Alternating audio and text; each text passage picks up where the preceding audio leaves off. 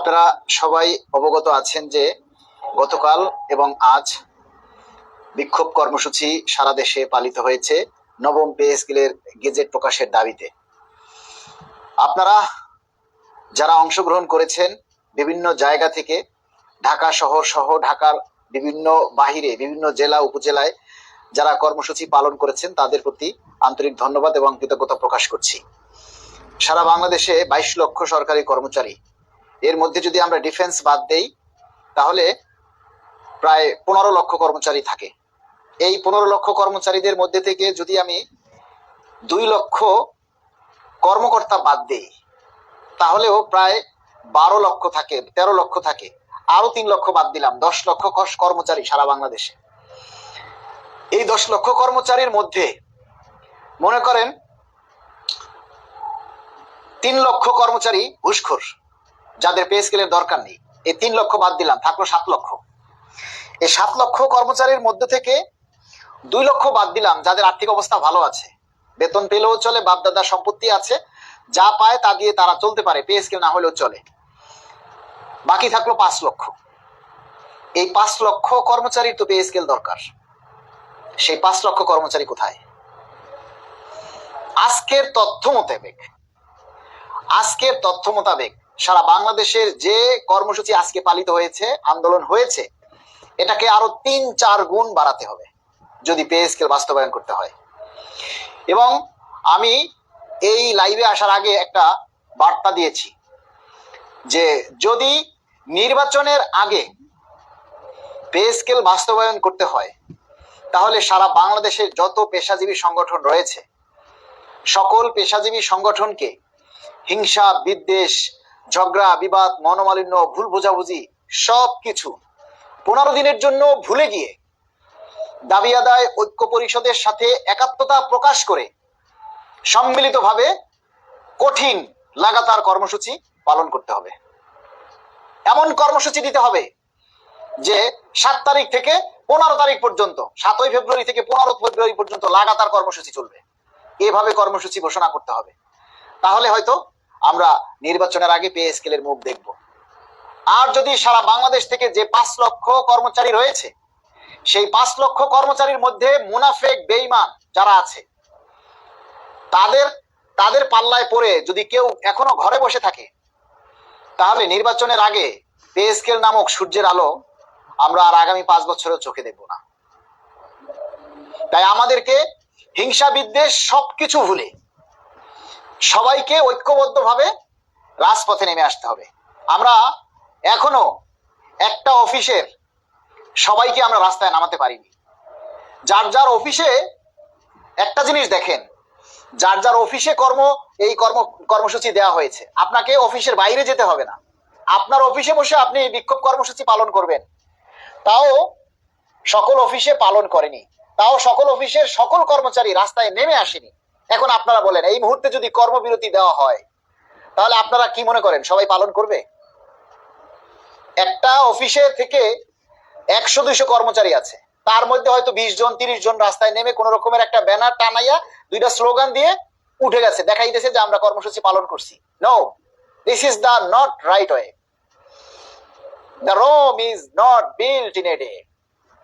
একদিনে রোমের রাজ্য তৈরি হয়নি। আপনি একটা ব্যানার বানাইয়া 3-4টা ঘুল্লা দিয়া চলে গেলেই হইল না। আপনার অফিসের সকল কর্মচারী যারা পে স্কেলের সুবিধা ভোগ করবে তাদের সবাইকে রাস্তায় নেমে আসতে হবে। আপনারা এখনো আমাদের দাবি দাওয়াগুলি কেউ ঠিকমতো প্রচার করেন না। আমরা শুধু এই লাইভে এসে বকবক করব, আপনাদেরকে উৎসাহ দিব, আর আমরা নিজেরা কর্মসূচি পালন করব, কিন্তু আপনাদের খবর নাই। এইভাবে পে স্কেল পাওয়া যাবে না, এভাবে পে স্কেলের মুখ দেখা যাবে না। যদি নির্বাচনের আগে এই একটা জিনিস ধরুন, মনে করেন এখন 900 কর্মচারী আছেন আমার লাইভে, কয়জনে শেয়ার করছেন? আমাকে একটু বলেন। আপনারা কঠিন কর্মসূচি চান, কর্মবিরতি চান। আপনার অফিসের সব মানুষগুলা নেমে এসে একটা বিক্ষোভ কর্মসূচি করেনি।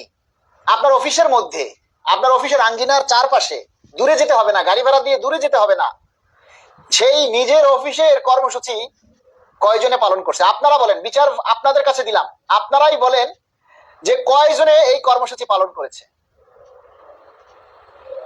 আজকে আমরা সারা দেশের যে ভিডিও চিত্র বা ছবি যা দেখেছি, তাতে মনে হয় না যে সারা দেশ থেকে 50,000 কর্মচারী অংশ নিয়েছে।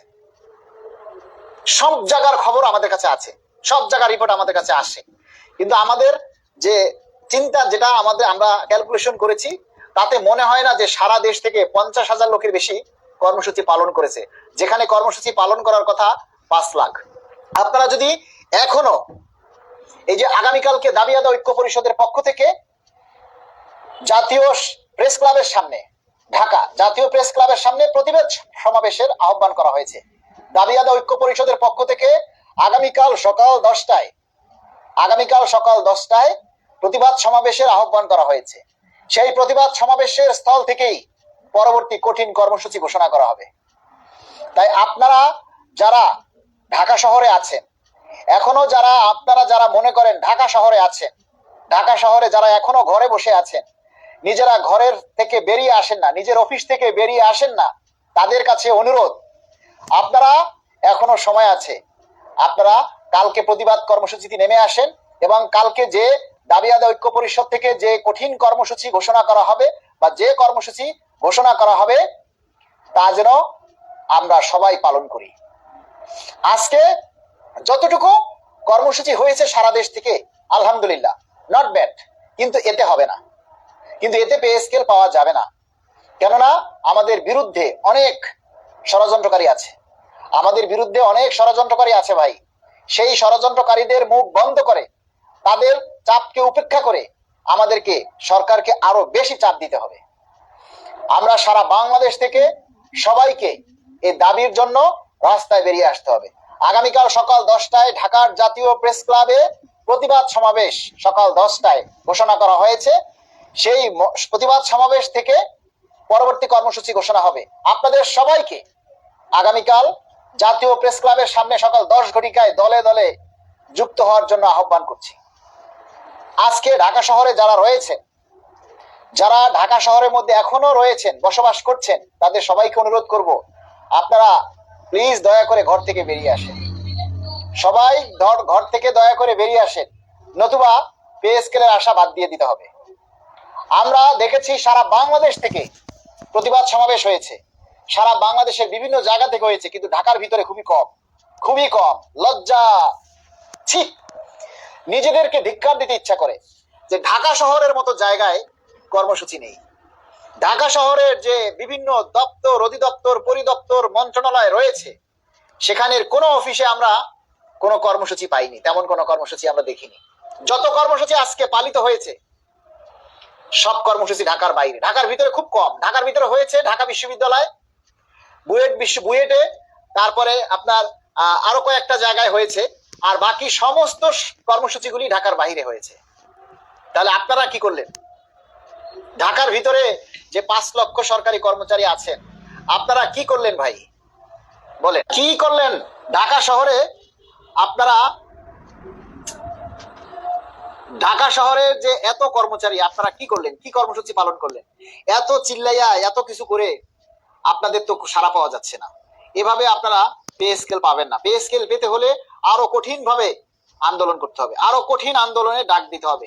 নিজেরা কঠিন কর্মসূচি পালন করেন, নিজেরা কঠিন কর্মসূচি দিতে হবে। যদি দাবি আদায় ঐক্য পরিষদ থেকে কঠিন কর্মসূচি না আসে, যদি দাবি আদায় ঐক্য পরিষদ থেকে কঠিন কর্মসূচি না আসে, তাহলে আপনারা নিজেরা কঠিন কর্মসূচি দিয়ে নেবেন, নিজেরা কঠিন কর্মসূচি বানিয়ে নেবেন। তাই আমরা চাই এই দাবি আদায় ঐক্য পরিষদের হাতকে শক্তিশালী করার জন্য এই মুহূর্তে আমরা যত হিংসা, বিভেদ, ভেদাভেদ সবকিছু ভুলে গিয়ে দাবি আদায় ঐক্য পরিষদের সাথে একাত্মতা প্রকাশ করে সকল সংগঠনকে বলবো, আপনারা সবাই এই পে স্কেল বাস্তবায়নে ঝাঁপিয়ে পড়তে হবে। আমার এই মুহূর্তে আমি হিংসা বিভেদ চোখে দেখছি না, আমি কোনো সংগঠনকে দেখছি না, আমি শুধু পে স্কেল চাই। আমার সাধারণ কর্মচারী ভাইদের জন্য আমি শুধু পে স্কেল চাই। আজকে জাহাঙ্গীরনগর বিশ্ববিদ্যালয় থেকে বিশাল একটা মিছিল হয়েছে, কিন্তু সেটা ঢাকার বাইরে। আমরা গাজীপুরে দেখতে পেয়েছি, ময়মনসিংহ, পিরোজপুর, বগুড়া, খুলনা, পটুয়াখালী, বিজ্ঞান ও প্রযুক্তি বিশ্ববিদ্যালয়, বাউফল উপজেলা, তারপরে আপনার পিরোজপুর, খুলনা, বগুড়া, বিভিন্ন জায়গায়, যশোরে এবং আরো যে জায়গাগুলি আছে সমস্ত জায়গা থেকে, চট্টগ্রামেও বৃহৎ কর্মসূচি হয়েছে, সমস্ত জায়গায় যে ঢাকার বাহিরে, সবই কিন্তু ঢাকার বাহিরে, ঢাকার ভিতরে কিন্তু খুব একটা কর্মসূচি পালন করা হয় নাই। ঢাকার ভিতর থেকে কর্মসূচিগুলি খুব একটা নজরে আসেনি। আপনারা নিজেরা কর্মসূচি দেন, নিজেরা